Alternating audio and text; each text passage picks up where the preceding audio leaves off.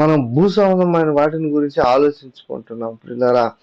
చూడండి, మనలో అనేక మంది ప్రభువు యొద్ద మన యొక్క అవసరాలు తీర్చుకుంటకే మనం ఆయన సన్నిధిలో మనం ప్రార్థన చేస్తుంటాము. ప్రభు నా అవసరాన్ని తీర్చండి, నా కార్యాలు నెరవేర్చండి అని అన్నిటిని గురించి ఆ దేవుని సన్నిధిలో మొరపెట్టుకుంటున్నాము. ఒకసారి మనం ఆలోచించాలి, మనం మొర్రపెట్టేది భూ సంబంధమైన వాటి గురించా, మనం మొర్రపెట్టేది పరలోక సంబంధమైన వాటి గురించా? దేని గురించి మనం మొర్రపెడుతున్నాం? మన ప్రార్థన ఏంటి? మన యొక్క మన యొక్క తలంపులేంటి అనేది మనం పరిశీలన చేసుకోవాలి పిల్లరా.